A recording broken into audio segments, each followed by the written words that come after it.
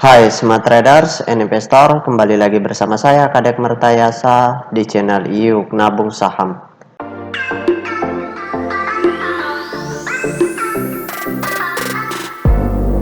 Nah, di episode kali ini kita akan membahas salah satu perusahaan yang di-request oleh Poi Tirman. Kode sahamnya Auto, nama perusahaannya yaitu PT Astra Auto Parts Tbk. Oke, untuk mempersingkat waktu, kita langsung saja buka datanya di aplikasi iPod ya.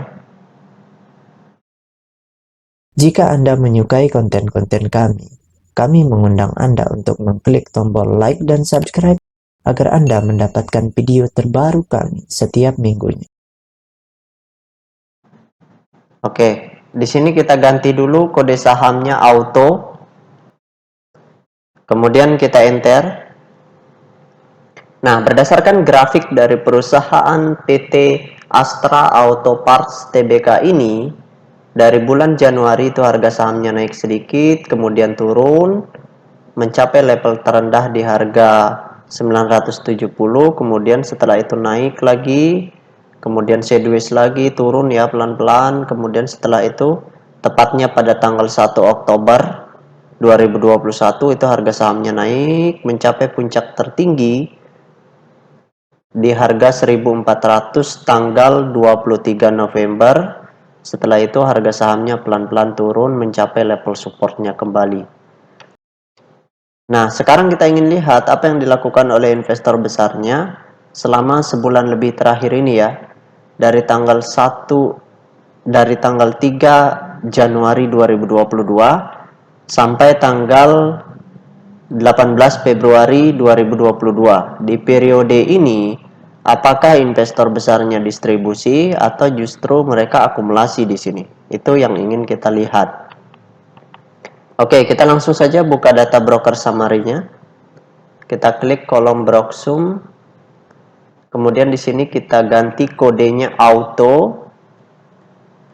Kemudian kita ganti tanggalnya dari tanggal 03/01/2022 sampai tanggal 18 Februari 2022. Oke, kita show.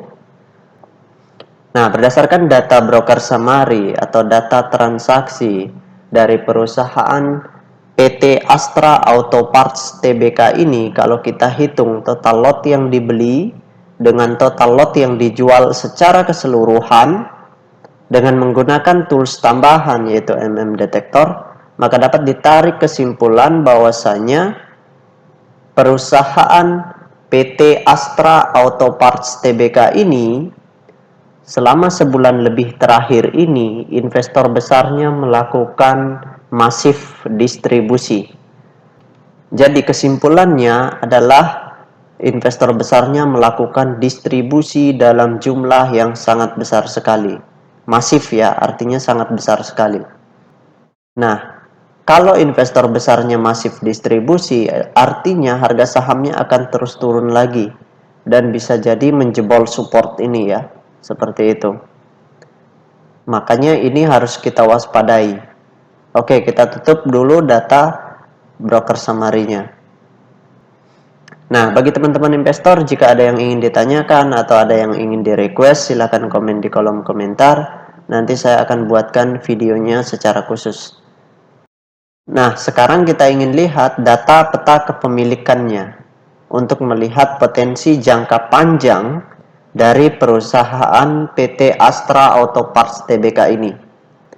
Nah, berdasarkan hasil riset yang saya lakukan dengan mengumpulkan data-data dari SRO Bursa Efek Indonesia dan data-data dari sekuritas, maka dapat ditarik kesimpulan bahwasanya perusahaan PT Astra Auto Parts Tbk ini 19,97% sahamnya telah dicetak dalam bentuk digital atau dalam bentuk scriptless. Atau kalau kita bulatkan 20% ya.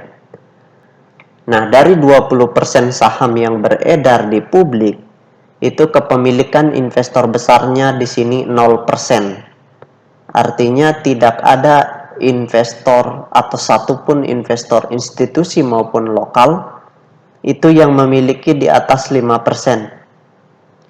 Seperti itu. Sedangkan investor retail atau investor lokal individual yang kepemilikannya di bawah 5% itu memiliki porsi kepemilikan sebesar 33,2%. Jadi kepemilikan retail di sini kategorinya kecil ya. Terus siapa yang gerakkan harga ini? Karena kita tahu investor retail itu tidak mampu menggerakkan harga sangat signifikan ya. Karena mereka punya keterbatasan dana seperti itu. Nah, setelah diselidiki lebih dalam, ternyata di sini dikuasai oleh investor semi retail atau investor-investor yang memiliki porsi kepemilikan di atas 2% dan di bawah 5%.